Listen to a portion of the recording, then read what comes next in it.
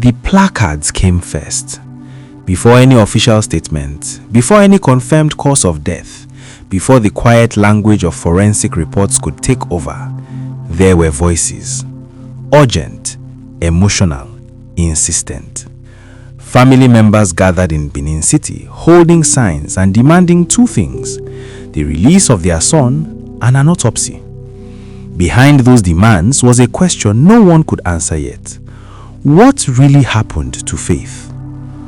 On the night of April 1st, 2026, at about 11:30 p.m., a woman went to bed in her home. By morning, she was gone. No alarm, no witnesses, no clear explanation. Just a husband's account, a grieving family, and a growing list of troubling details. Osa-Iyekemwen Faith was not invisible. In Abuja, she had built a name for herself.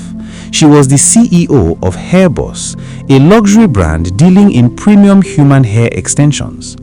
Her business lived online as much as it did offline. On Instagram and TikTok, she shared parts of her daily life, work, routine, and carefully selected moments that suggested stability. To many people watching, it looked like everything was in place. But as we often see, what is visible is not always the full story. Faith had been married for 7 years to Ehigiamusoe Osage. Together, they had 3 children, both originally from Benin, Edo State. They built their life in Abuja. From the outside, it looked like a growing family, steady, functional. But according to members of Faith's family, the marriage had its struggles. They alleged there had been repeated incidents of domestic violence. These claims are serious, but it's important to be clear, they have not been proven in court, and that distinction matters. Now, according to the husband's account, the night of April 1st was normal. Faith had dinner, nothing unusual.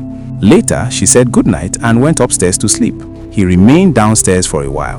When he eventually came up to join her, something was wrong. He said her breathing was heavy, irregular. He tried to wake her, but she didn't respond. He checked her pulse. Her neck felt cold, stiff. By his account, she was already motionless. A quiet night turning suddenly into something else. But here is the problem. That explanation answers very little. Because when someone goes to bed and does not wake up, the next question is unavoidable. Why? When Faith's family examined her body, they noticed something that didn't sit right. Her sister saw a small drop of blood at her nose. It wasn't dramatic, but it was enough to raise concern. They immediately reached out to a friend, a medical doctor based in Canada. They explained what they had seen. The advice was simple. Check her body carefully for any signs of physical harm. They did. There were no obvious marks, no visible bruises. But then, 2 details stood out. Her neck appeared unusually dark and her mouth was swollen. At that point, there were still no answers, only observations. But when observations meet prior allegations, suspicion begins to grow. And then something else surfaced. Faith's sister recalled an earlier incident in Abuja. She said she was present in the house when the husband returned and called Faith into their room, moments later shouting. When she got there, she claimed Faith was being beaten without any clear cause. She said it only stopped when Faith cried out. Now again, this is an allegation. It has not been tested in court, but it becomes part of the larger picture people begin to form. After Faith's death, her husband contacted her family. They asked him to bring her body back to Benin City. He agreed, and he did. But that decision introduced a legal complication because the incident happened in Abuja, not Edo State.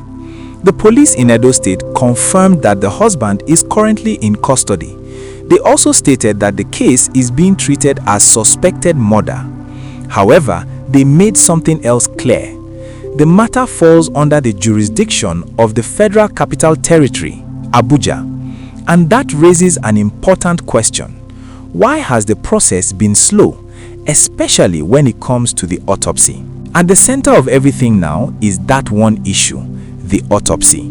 The husband's family is demanding it. They insist it is the only reliable way to determine what really happened and possibly prove his innocence. They have protested publicly, calling for transparency. At the same time, there are signs of disagreement from the deceased's family regarding how the investigation should proceed. So we have to ask, why would there be delay or resistance to an autopsy in a case like this? There could be several reasons: emotional pain, cultural beliefs, distrust in the system, or even legal disagreements. But without clarity, the delay creates space for speculation, and speculation rarely leads to truth. At this point, the role of the police becomes extremely important. Their responsibility is simple in principle, but difficult in practice. Follow the evidence, not emotions, not pressure, not public opinion. That includes securing the body properly, conducting a timely autopsy, and preserving every piece of evidence. Now here's another question that cannot be ignored. Why wasn't the autopsy done immediately when the body arrived in a dose state? Because in cases like this, time matters.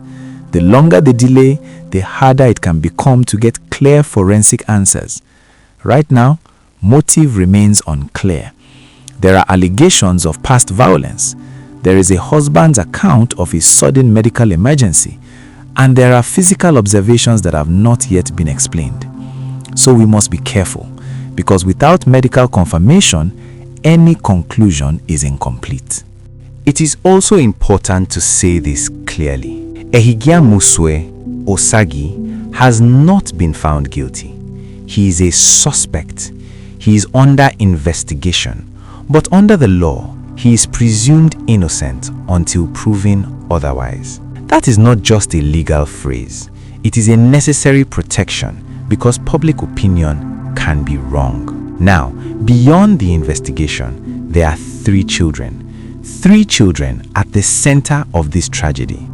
If their father is found guilty, their lives change one way. If he is found innocent, their lives still change, just differently. Either way, they carry this story with them. And that leads to a difficult question. Who explains all of this to them when the truth finally comes out? At this point, many questions remain unanswered. Why was the autopsy delayed? What caused the changes seen on her body? Was there an underlying medical condition? Were previous incidents ever officially reported? And what exactly will the final investigation reveal? One thing, however, is certain. A life was lost. Everything else is still being determined. And in situations like this, it is easy to rush to conclusions. But rushing can lead to mistakes.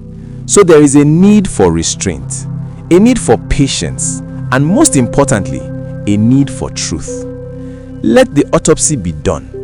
Let the investigation run its full course. Let evidence speak, not assumptions, because justice must serve both the victim and the accused. If it fails one, it fails both. I will keep following this case closely, and if any new updates come up, you will be among the first to know.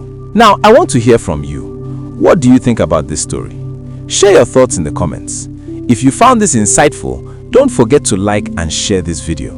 And if you are new here, subscribe to the channel and turn on notifications so you don't miss future true crime stories.